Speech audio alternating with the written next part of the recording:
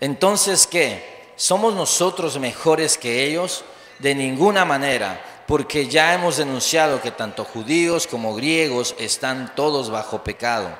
Como está escrito, no hay justo ni aun uno, no hay quien entienda, no hay quien busque a Dios. Todos se han desviado, a una se hicieron inútiles. No hay quien haga lo bueno, no hay ni siquiera uno. Sepulcro abierto es su garganta, engañan de continuo con su lengua, veneno de serpientes hay bajo sus labios. Llena está su boca de maldición y amargura, sus pies son veloces para derramar sangre. Destrucción y miseria hay en sus caminos, y la senda de paz no han conocido. No hay temor de Dios delante de sus ojos. Ahora bien, sabemos que cuanto dice la ley, lo dice a los que están bajo la ley, para que toda boca se calle y todo el mundo sea hecho responsable ante Dios.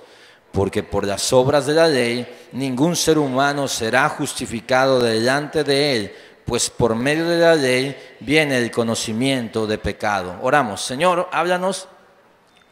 Dependemos realmente de la obra de tu Espíritu Santo, porque nosotros venimos con expectativas, con necesidades, con paradigmas muchas veces, Señor. Pero tú y tu Espíritu Santo es poderoso para quitar todo eso de lado, Señor, y darnos justo lo que necesitamos hoy. Por tu Espíritu Santo, haz que esta palabra transforme nuestro corazón, nuestra mente, nuestra vida, Padre. Te lo pedimos en el nombre de Jesús. Y tu iglesia dice, amén. Pónganse en sus asientos. Todos somos pecadores. Todos somos pecadores. Ha sido un largo viaje ya, un largo viaje donde el Señor nos ha llevado para enfatizar una y otra vez sobre el poder entender qué tan condenados estamos, o más bien poder asimilar que estamos totalmente condenados. No siempre lo asimilamos de la manera correcta. Hay un balance claro, pero hay un balance claro entre el Evangelio de la gracia y nuestra responsabilidad ante Dios como pecadores. Y Pablo ha estado esforzándose desde el capítulo 1 hasta esta porción por hacerlo. Estamos por terminar esta sección donde Pablo se ha enfocado en dejar claro qué tan pecadores somos, qué tan condenados estamos. Dice, entonces, ¿qué? ¿Somos mejores que ellos?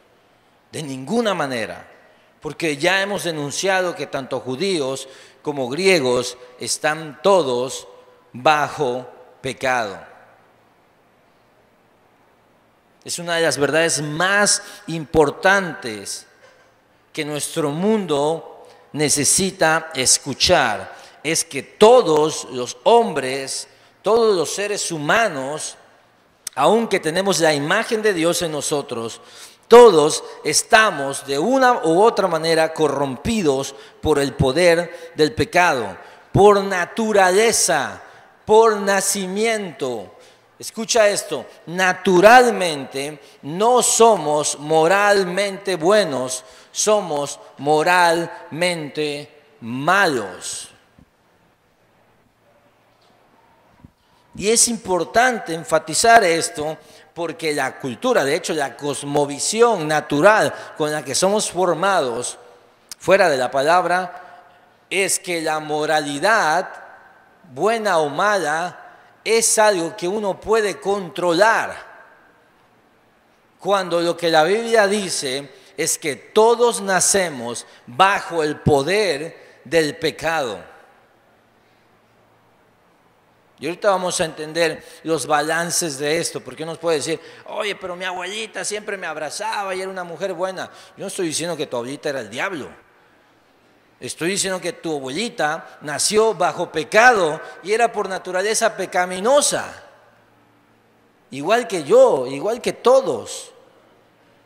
Y Pablo dice, ¿por qué? ¿Por qué Pablo va a hablar de esto? quiere dejar algo sobre la mesa.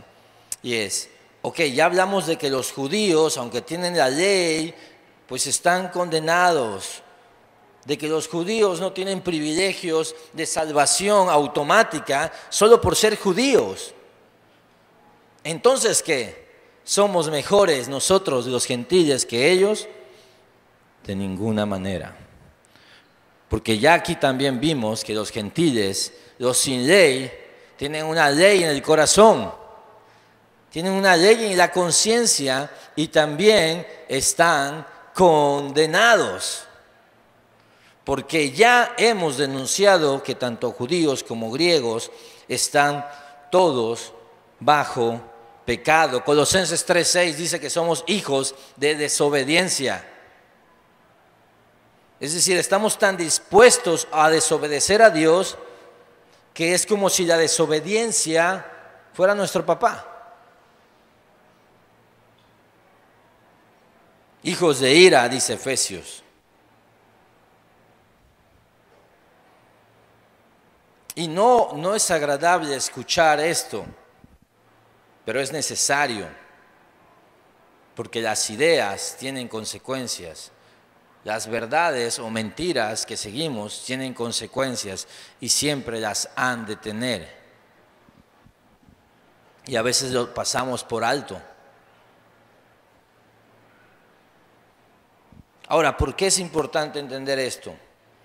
Y tú sabes que nuestro enfoque no es hacer esto pecadocéntrico, pero es necesario entender lo mal que estamos para de verdad valorar el Evangelio. Lo hemos enfatizado mucho las últimas semanas. Así que mientras tú escuchas esto, cuando tú escuchas esto, tú puedes decir, estas malas noticias son buenas para mí. Porque hay un remedio. Hay un remedio. Entonces son malas noticias, hay algo grave dentro de ti, pero hay un remedio. Y ese remedio ya se ha ofrecido y está para ti, que es la justicia de Dios revelada en el Evangelio.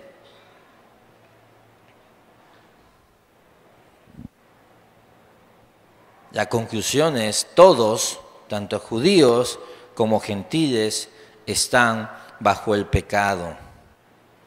Y estar bajo el pecado quiere decir que el pecado está encima de nosotros y el pecado, de hecho, nos gobierna.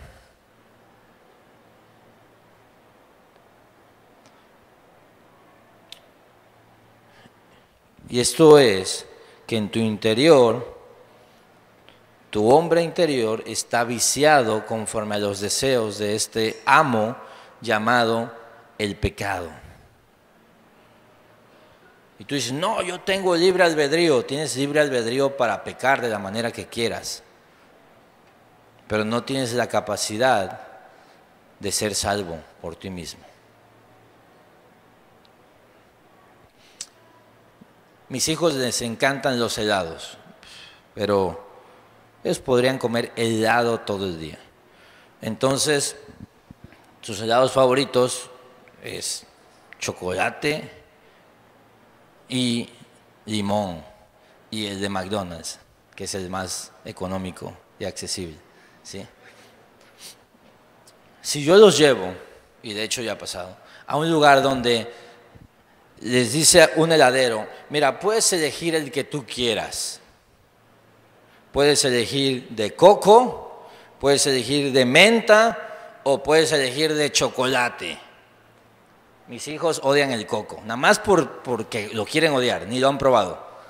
Odian la menta, obviamente para ellos es medicina, y el chocolate lo aman. Entonces mis hijos aparentemente son libres de elegir el sabor que ellos quieran, pero ¿cuál van a elegir? Chocolate. ¿Por qué? Porque sus deseos, sus gustos son los que gobiernan sus decisiones. Lleva eso a cualquier cosa de la vida. Tú aparentemente puedes decidir no pecar. ¿Qué es lo que determina tu decisión? Lo que tú deseas. ¿Y cuál es el problema? Todos estamos caídos y somos esclavos de un deseo muy grande por pecar. Aparentemente eres libre, pero si fueras libre para no gritarle al que se te metió en el tráfico, tú podrías no gritar de verdad, pero ¿qué hiciste? Le gritaste, porque hay algo que domina dentro de ti. Lo que viene a hacer Cristo es a liberarnos de esa esclavitud y darnos el poder y la capacidad, ahora sí, de decidir. Eso no quiere decir que siempre decides por lo bueno, pero ya tienes una posibilidad de vivir una vida en victoria sobre el pecado. Esa es la victoria sobre el pecado que nos da Cristo. Mientras eso llega, todos estamos bajo pecado. Como está escrito, y Pablo lo que va a hacer, porque los más reacios a entender esta verdad no son los gentiles. Los gentiles como que ya dicen, pues sí, soy tronado. Los más difíciles de convencer de que están bajo pecado y que están condenados son los religiosos. Por eso Pablo, aunque está diciendo todos, mira cómo empieza, gentiles, ¿somos mejores que los judíos? No, todos, tanto judíos como gentiles estamos bajo pecado. Pero luego Pablo va a esforzarse por convencer a los más difíciles de convencer, a los religiosos, a los que tienen la palabra, a los judíos. Y en mi experiencia como pastor te puedo decir que así es. Los más complicados de entender la responsabilidad que todos tenemos ante nuestros pecados somos nosotros, los de casa. No lo admitiríamos, no lo diríamos, pero vivimos así. Como que nos merecemos más. Como que hay cierta inmunidad. Como que nuestros pecados no son tan importantes. Como que en realidad siempre somos un poco víctimas de los gentiles, de los impíos. Y entonces Pablo, ¿qué va a hacer? Va a empezar a citar la palabra. Quiero que siempre tengas en mente, acuérdate que hay algo implícito en todo esto, una verdad. La vimos en Romanos 1, el Evangelio. El Evangelio. Por supuesto, el Evangelio revierte todo esto. El Evangelio soluciona nuestro problema con el pecado. Pero Pablo va a citar por lo menos 6 partes del Antiguo Testamento. Una es, no hay justo ni aun uno. No hay quien entienda. No hay quien busque a Dios. Todos se desviaron, a unas se hicieron inútiles. No hay quien haga lo bueno. No hay ni siquiera uno. Desde el 10 hasta el 12. No hay, no hay, no hay, no hay, no hay, no hay. No hay, esa es la idea, no hay nadie. Judíos y griegos por igual están bajo el poder del pecado.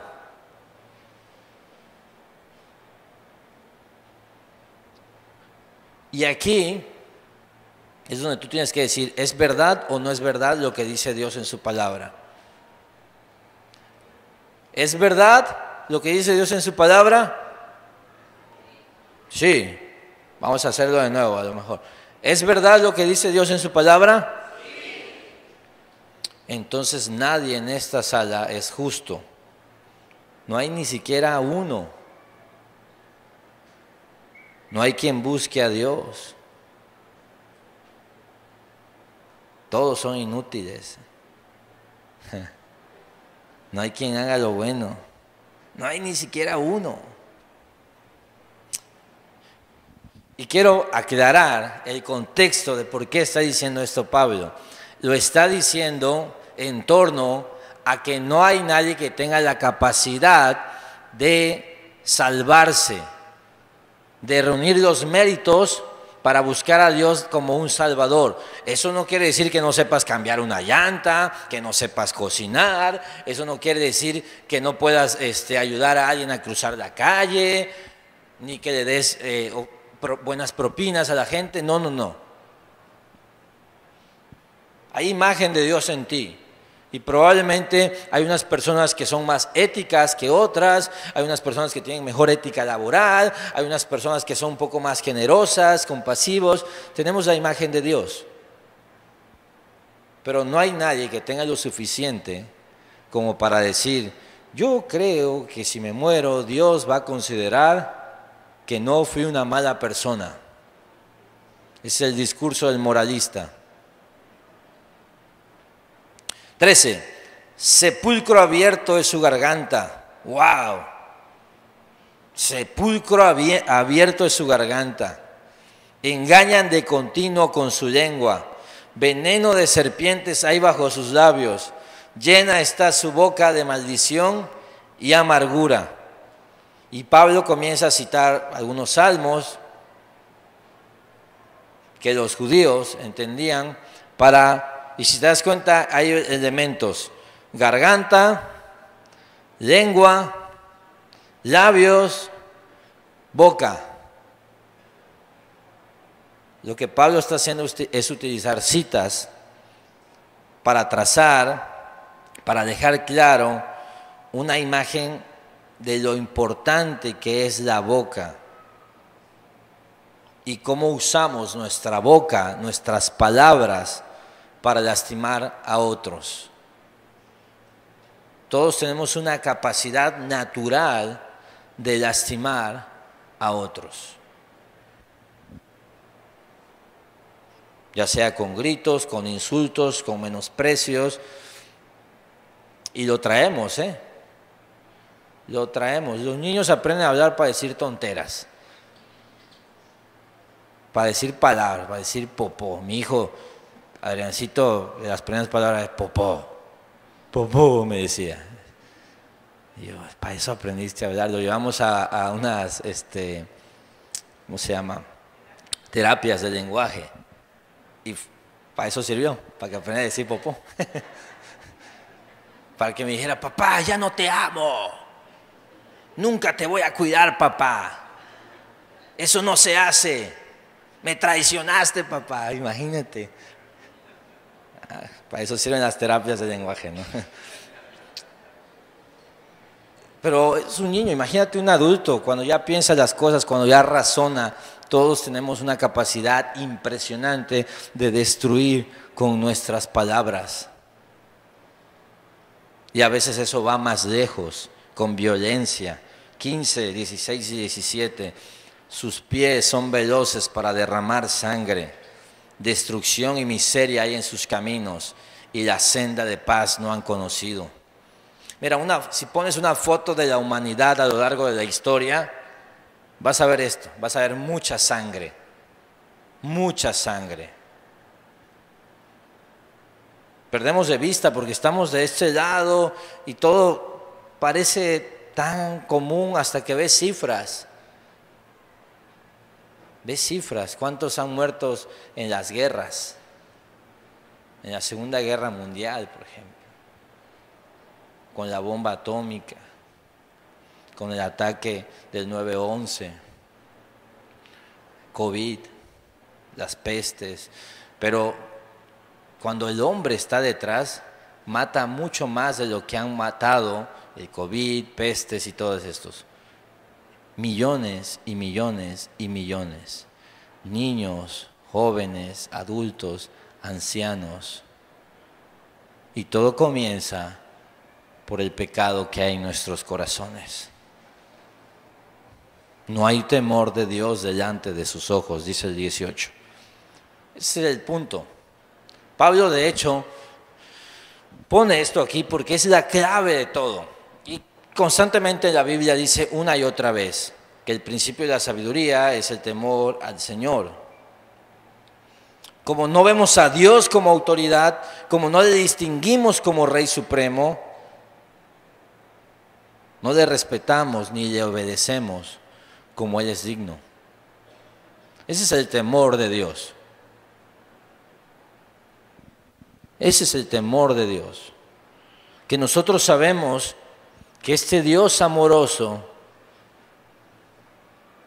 este Dios misericordioso y lleno de gracia, se toma en serio el pecado y las reglas para protegernos a nosotros mismos de nosotros mismos. Y cuando no hay temor, no hay respeto. Y esa es la figura de la paternidad. Nosotros amamos a nuestros hijos, pero lo que queremos es que si ellos están agarrando a golpes y tú entras a la habitación, ellos se sientan aterrados porque llegó la autoridad y hagan así y tiren las cosas porque saben que hay alguien que se toma en serio la protección del pecado. Cuando no hay eso, cuando no hay un respeto a la autoridad, entonces hay anarquía total y hay rebelión.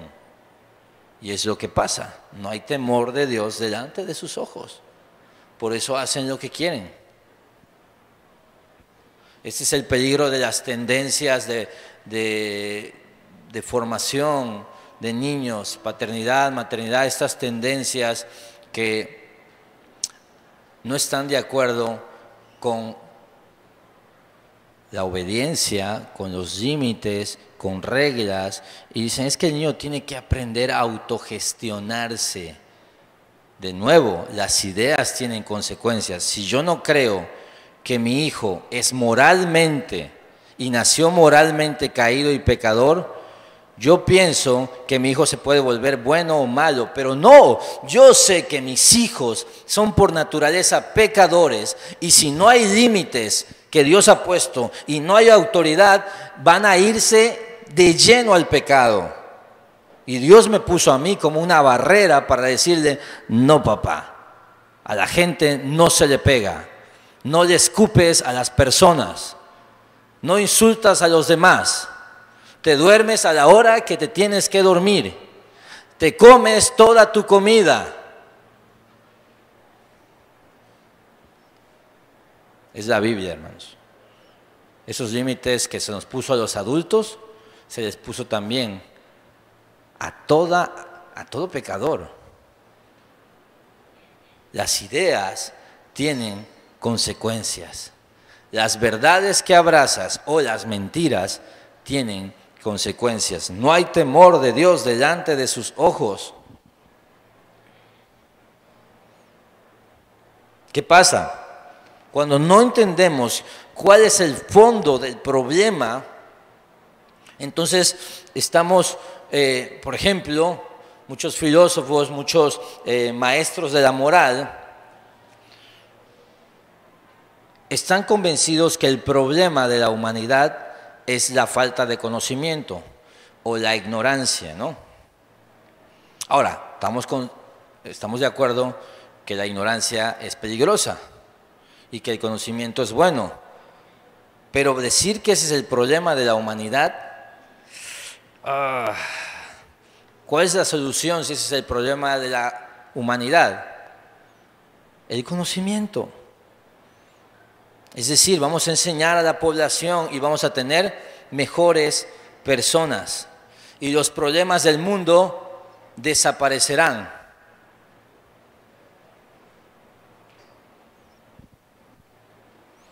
Es una creencia que pone el conocimiento a un nivel místico, casi espiritual.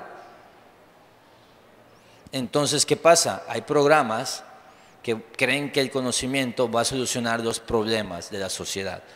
Puede solucionar algunos, no estoy diciendo que no ayude, pero no es el problema principal.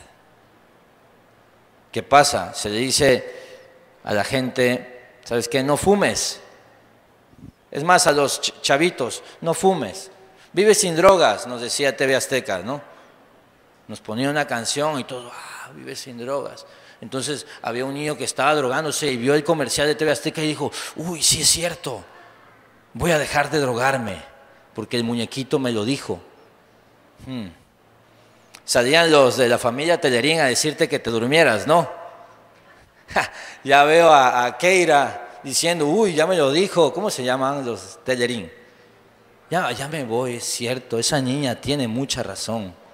Voy a obedecer a partir de ahora a mis padres. Digo, a veces funciona, pero el problema es el pecado.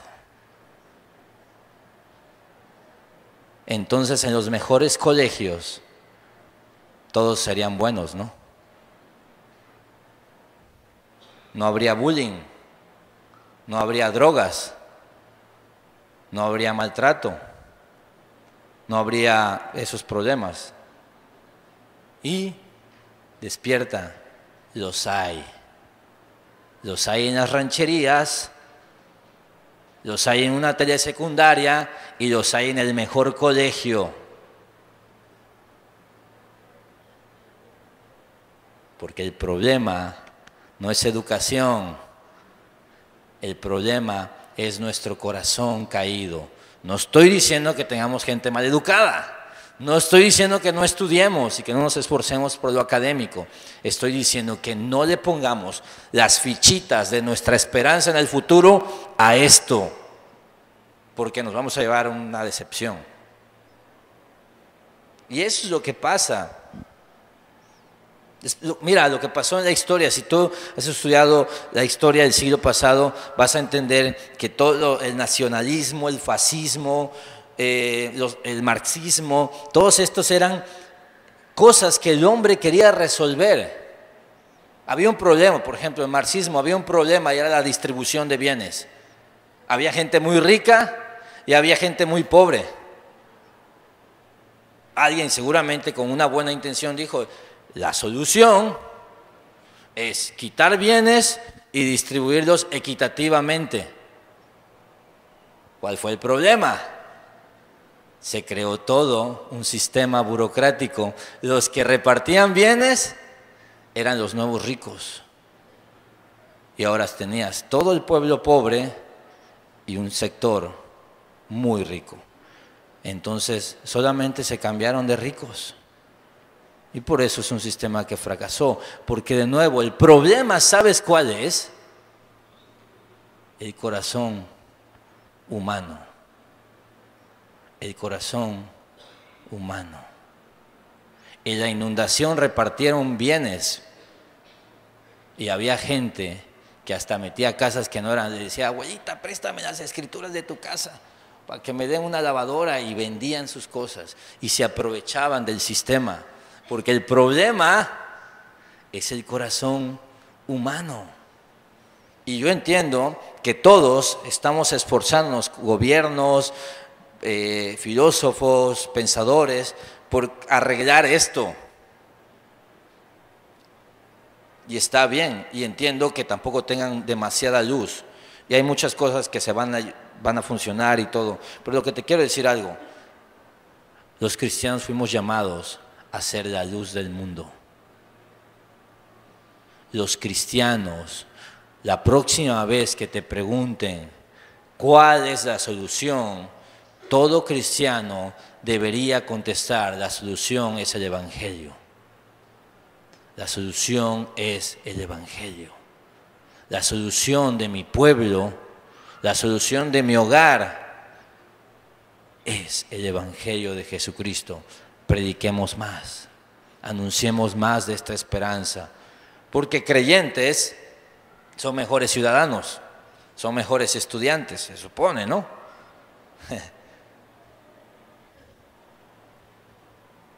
Pablo y la Biblia dicen, el dilema humano es este: las personas son por naturalezas adictas al pecado. Entonces, todo lo que se haga que no solucione el problema del pecado va a ser un loop, y por eso la historia es una repetición constante de los mismos eventos. Tú ves la historia, y me encanta ver la historia porque yo digo, esto ya lo intentaron, esto ya, y es como, ¿y cuál es el problema? El hombre. El problema es el hombre. Hay muchas cosas que podrían haber funcionado, pero ¿quién había detrás de eso? Una persona que no tenía a Cristo y que corrompió todo lo que tocaba. ¿Y cuál es el tema? Que como somos esclavos es imposible escaparnos de esta esclavitud. Si el Hijo no les libertare, no serán verdaderamente libres, dijo Jesús. Necesitamos a Jesús.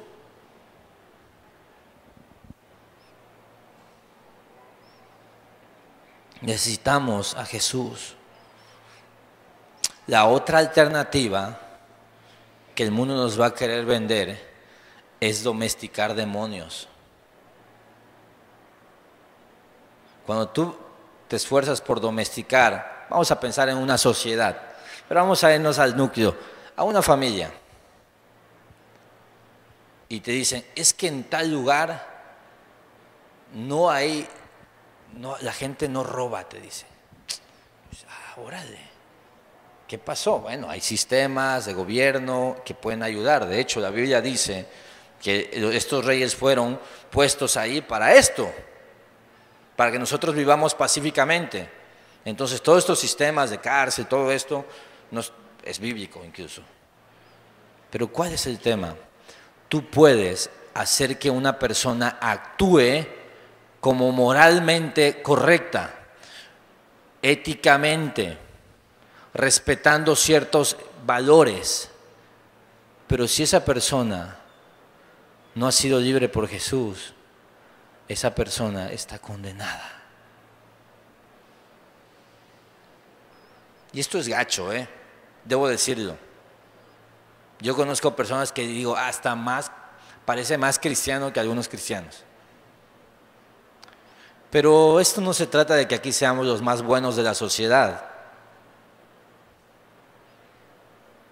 Siempre se ha tratado de Jesús.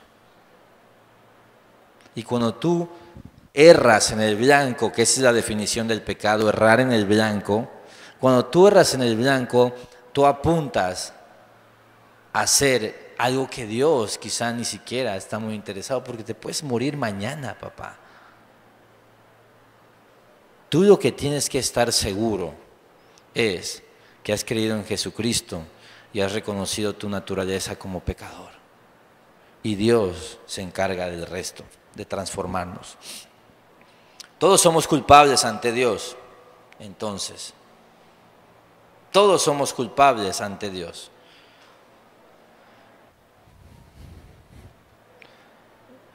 Teóricamente, rara vez he escuchado a una persona de iglesia, incluso a un gentil, decir, no, yo no soy pecador.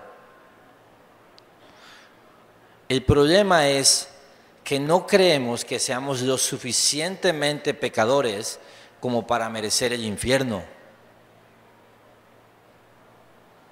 Ese es el tema. Porque es raro que alguien te diga, no, yo nunca he hecho nada malo. Sí hay algunos locos así, pero la mayoría va a decir, sí, soy pecador. El tema es, ¿eres tan pecador como para merecer la ira de Dios eternamente? Y es donde uno dice, pues no soy tan malo tampoco. Y Pablo entiende algo, si estás ahí, la gracia no puede llegar a tu vida. Por eso Pablo tiene rato mayugándonos semana tras semana, domingo tras domingo nos ha golpeado, y ha golpeado a los judíos que representan a los religiosos. Nos ha dado y nos ha dicho, no, son hipócritas, hacen que blasfemen el nombre de Dios, de nada sirve esto. Necesitan ser circuncidados verdaderamente en el corazón.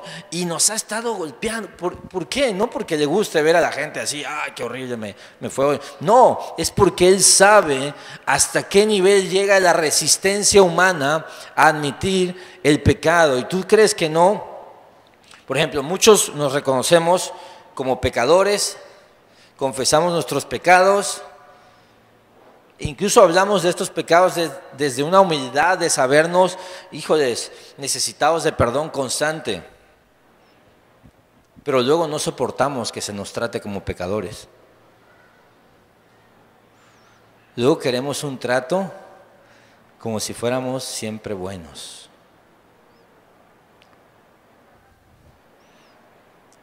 Luego en nuestro corazón exigimos cosas que no merecemos.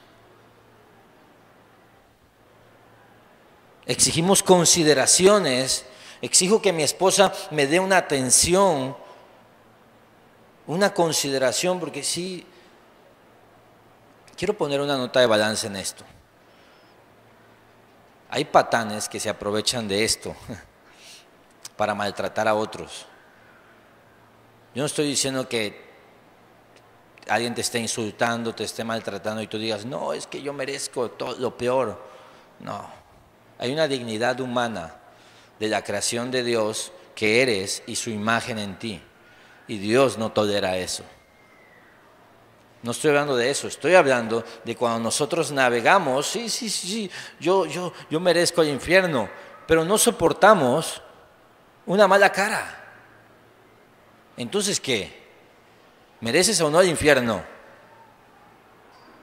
¿Mereces o no el infierno? Eso que te tienes que preguntar. Porque si lo que mereces es el infierno, todo lo demás que tengas es por gracia y por misericordia.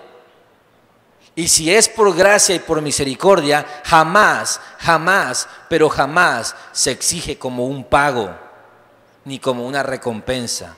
Porque si es pagado, si es algo que te ganaste, no es gracia.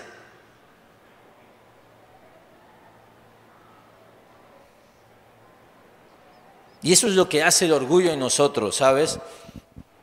Nos pone constantemente como víctimas de los pecados ajenos.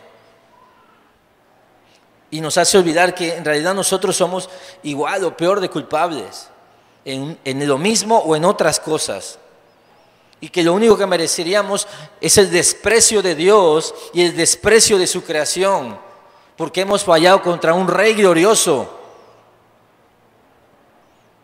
Pero seguimos demandando cosas que no merecemos. Seguimos exigiendo como pago algo que solo podríamos obtener por gracia.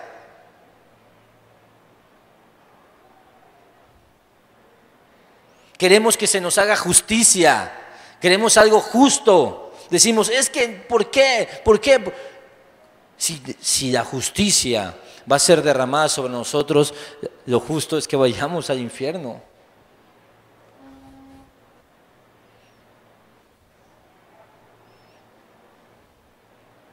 Decimos que somos pecadores, pero a veces no vivimos como si de verdad solo dependiéramos de la gracia de Dios.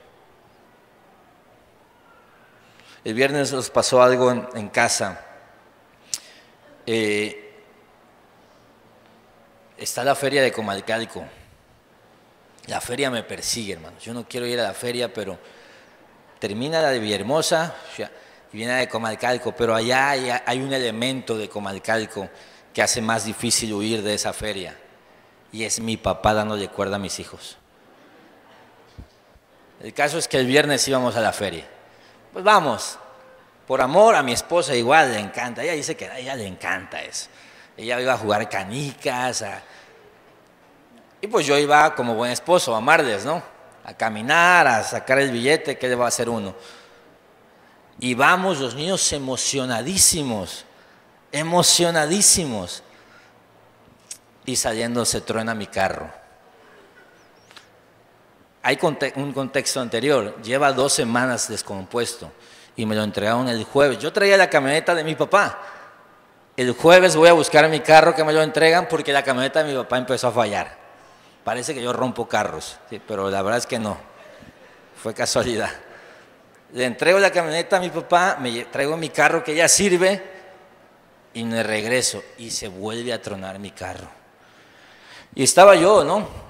Y obviamente estaba yo afligido porque echaba humo. ya uno sabe cuando, híjoles, no es... Y escucho a Keira diciendo, orando, y eso me quebró, me empieza a decir, Dios, por favor, no nos hagas esto. Dice. Y Yanura me queda viendo así con los ojos llorosos, y dije, Dios, ayúdame a no llorar aquí. Y empieza a levantar la voz.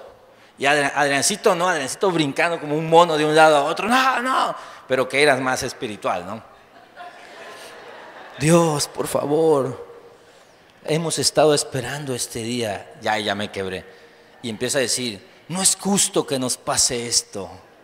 No es justo, empieza a decir yo, híjoles, ¿qué le digo? ¿Qué le digo a mi hija, no? Y bueno, ya Yanura, yo me bajé, Yanura ahí, la verdad que ella siempre sabe cómo hablarles. Y se van a la casa, me quedo yo con el carro, se arruina obviamente la ida a la feria, yo con el corazón roto así por ellos pues realmente, y por el carro obviamente, pero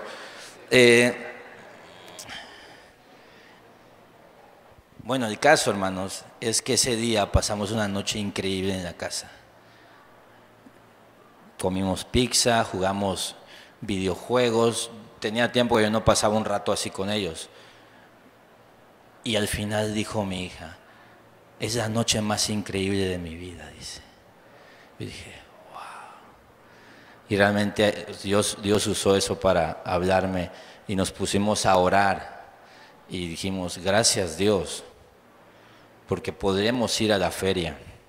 No se pudo hoy, pero podemos tomar esas decisiones. Gracias Dios, porque tenemos un carro que se descompone. Podríamos no tenerlo. Gracias Dios, porque teníamos para comprar una pizza, porque teníamos una televisión y tenemos clima. Y ella dice, gracias porque tengo papás. Y Dios transformó mi corazón, porque yo me sentía así de, no puede ser, no puede ser. Y luego entendí, yo no merezco tener esposa, yo no merezco tener hijos, yo no merezco tener un hogar. He tomado malas decisiones en mi vida, he pecado de maneras vergonzosas toda mi vida, he sido egoísta, he hecho lo suficiente como para que hoy de verdad estuviera en el infierno o estuviera viviendo un infierno en la tierra. Pero todo lo que tengo es gracia. Y cuando lo entiendes, nada te hace daño. La humildad, hermanos, de saber este pecador puede llegar por una decisión o por el quebranto constante a tu vida. Hasta que razonas y sabes que todo es gracia.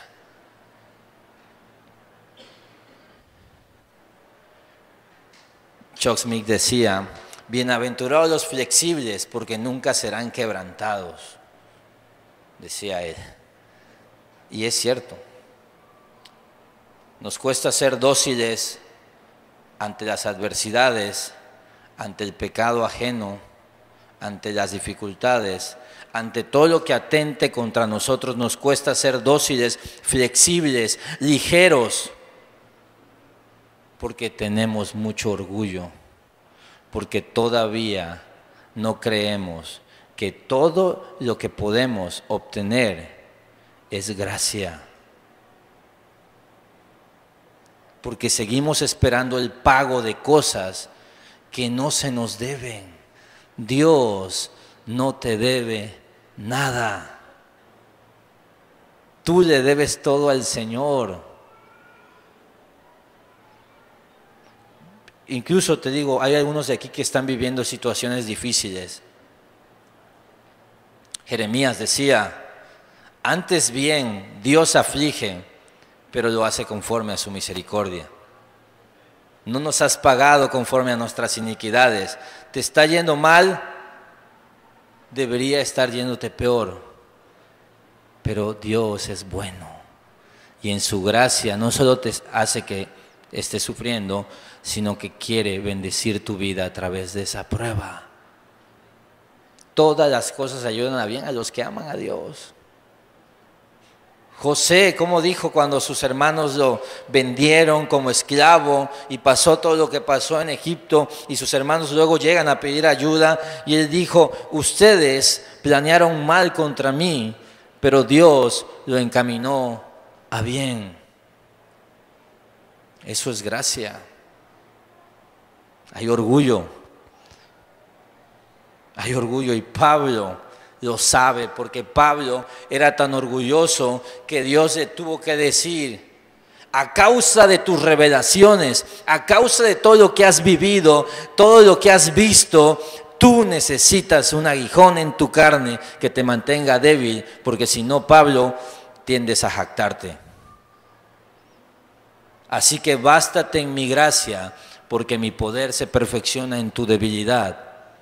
Y Pablo lo entendió y dijo, cuando yo soy débil, Dios es fuerte.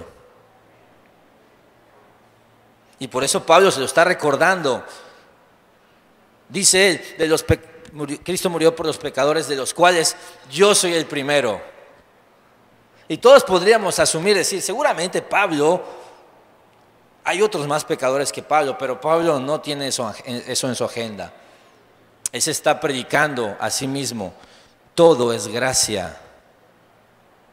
Por eso decía, he trabajado más que todos, pero no he sido yo, sino la gracia de Dios conmigo.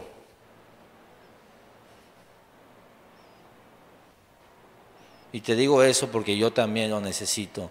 Todos necesitamos constantemente reconocer que en realidad somos tan pecadores como para merecer la ira de Dios. La ira de Dios envuelta en aguijones de la carne, que pueden ser problemas, pueden ser situaciones graves, pueden ser personas, puede ser un matrimonio difícil, pero tenemos gracia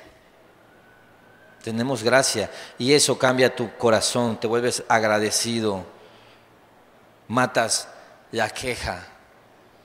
¿Por qué? Porque dices, híjoles, el Evangelio. Y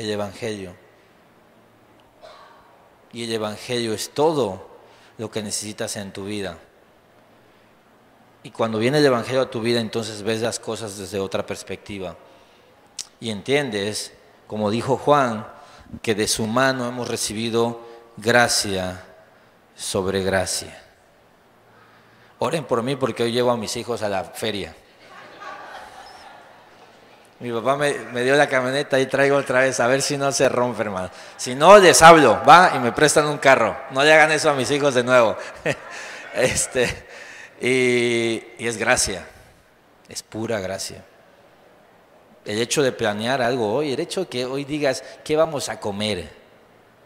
Es gracia. Hay gente que ni puede decir eso.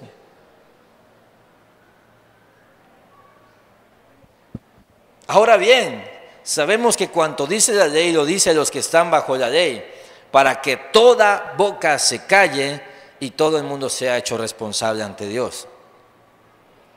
Toda boca se calle, todo el mundo responsable ante Dios. Esto es como un juicio. Imagínate esto. El acusado ha estado diciendo, no, es que yo. ¿Sabes qué? La ley está ahí no para salvar a nadie, porque nadie puede vivir conforme a la ley, sino para que cuando nos las leen, digamos, híjoles, soy peor de lo que creía. Soy peor de lo que creía. Y algunas veces Dios te da esa oportunidad de abrir los ojos, y a mí me pasa, y doy gracias a Dios, es humillante, pero estoy discutiendo con mi esposa por algo que ella hizo mal, y Dios me regala la oportunidad de ver y acordarme de que yo he hecho exactamente lo mismo más veces. ¿Y qué pasa? tengo que callarme. Tengo que callarme. ¿Sabes? Lo que dice la ley los dice a los que están bajo la ley. Y esta puede ser la ley mosaica, pero puede ser la ley de nuestra conciencia. ¿Cuántos de aquí alguna vez han mentido? Alza tu mano si alguna vez has mentido. Okay. Si hoy se te hace un juicio por mentiras, ¿cómo tienes que estar tú? Calladito. No, pero es que fueron blancas. No importa, eso luego lo vemos, si son blancas o negras. ¿Eres mentiroso? ¿Eres mentiroso? Está difícil decirlo, ¿no? Ahora imagínate los más de 600 mandamientos de la ley. Lo que te harían. Te dejan callado. Dejas de patalear. Doblas tus rodillas y dices, Señor, ten misericordia de mí. Ten misericordia de mí. Porque por las obras de la ley, dice el 20, ningún ser humano será justificado delante de él, pues por medio de la ley viene el conocimiento del pecado. De nuevo, ¿para qué fue puesta la ley? Para que uno sepa qué tan pecador es. Y si no estás expuesto a eso, luego ni te das cuenta. ¿Y para qué Dios quiere que sepas qué tan pecador eres? Para que tú también sepas qué tan amado eres, qué tan perdonado has sido.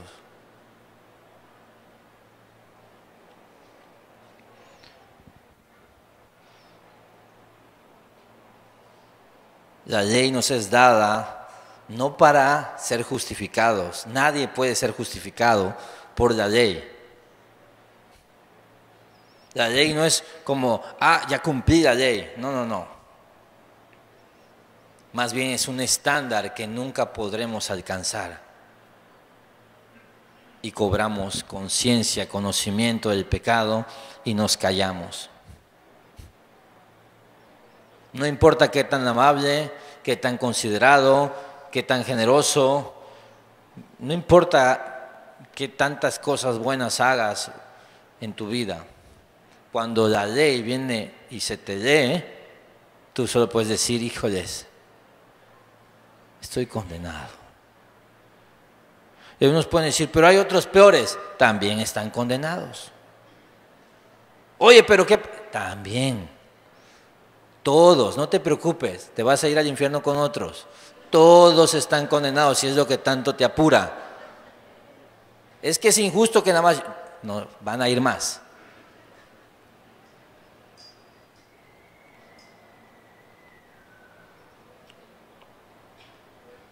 Romanos 1:17, ¿qué dice?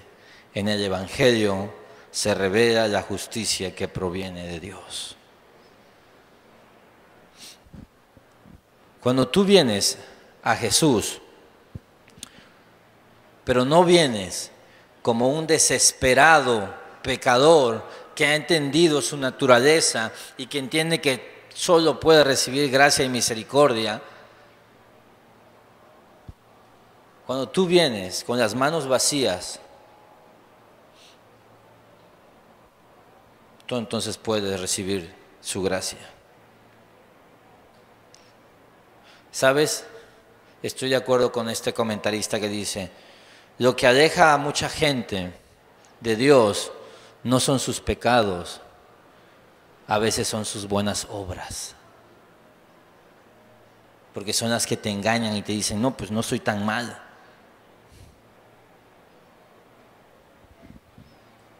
Dice John Gessner, el camino a Dios está abierto de par en par. No hay nada que se interponga entre el pecador y su Dios. Tiene acceso inmediato y sin restricciones al Salvador. Eso eres tú. No hay nada que lo obstaculice.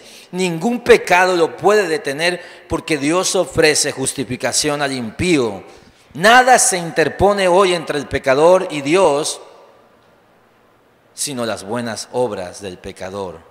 Nada lo puede mantener lejos de Cristo mejor que la falsa ilusión que a veces el pecador tiene de sus propias obras y de que estas obras puedan satisfacer a Dios. Todo lo que un pecador necesita es tener necesidad. Todo lo que un pecador debe tener es nada.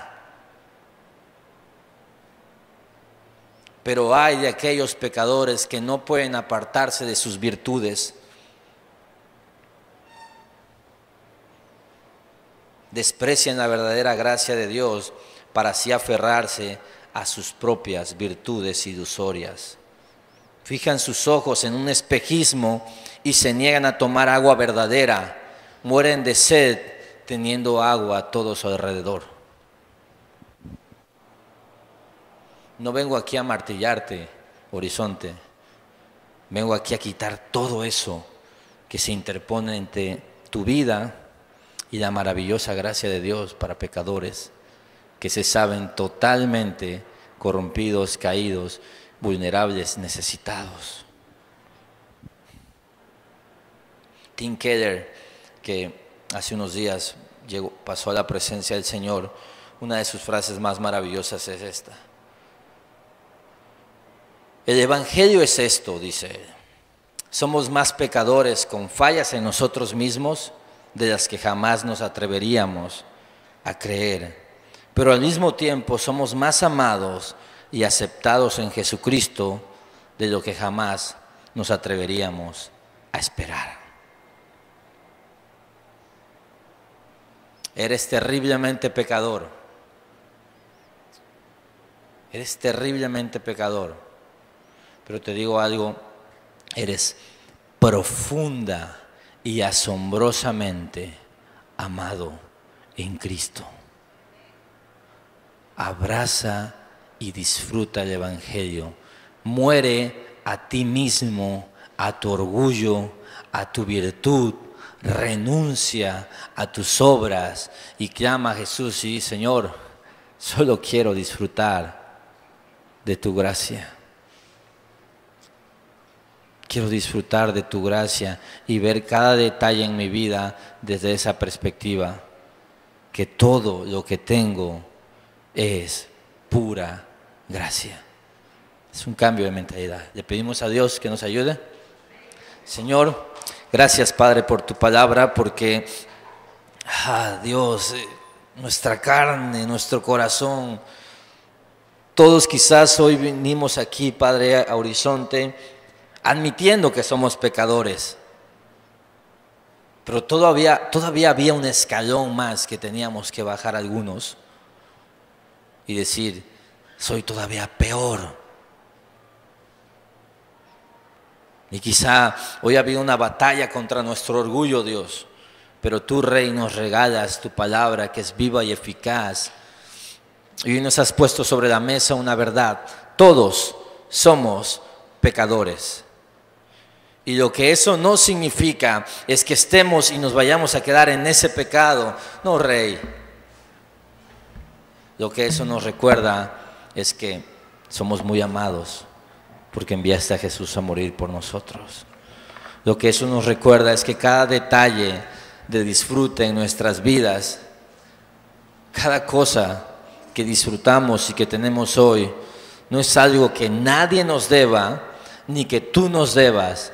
Es algo que hemos tenido y que disfrutamos por pura gracia y misericordia. Ayúdanos a ver la vida desde esta perspectiva, una perspectiva del Evangelio, una perspectiva de que nosotros, todo lo que tenemos es por los méritos de Cristo, es por las obras que Cristo cumplió, y que todo lo que mereceríamos sería lo peor, pero no tenemos lo peor. Y mirar a Jesús y decir: gracias, Padre, por Jesucristo. Gracias por la justicia revelada en el Evangelio. Gracias por la esperanza a gente sin esperanza, que deambulaba, que no buscaba a Dios, que con su lengua lastimaba a otros, que aplicaba violencia, que no había temor de Dios. Gracias, Dios, porque interrumpiste el curso de nuestras vidas pecaminosas y trajiste el Evangelio. Y hoy, Rey, podemos decir: soy amado Soy profundamente amado, soy escogido, soy llamado. Tengo en Cristo todo lo que necesito y mucho, pero mucho más de lo que merecía. Gracias, Padre, eres digno de toda la gloria, de toda la alabanza. Por eso tu iglesia te va a cantar. Y todo esto lo decimos en el nombre de Jesús. Y tu amada iglesia de pecadores escogidos dice: amén.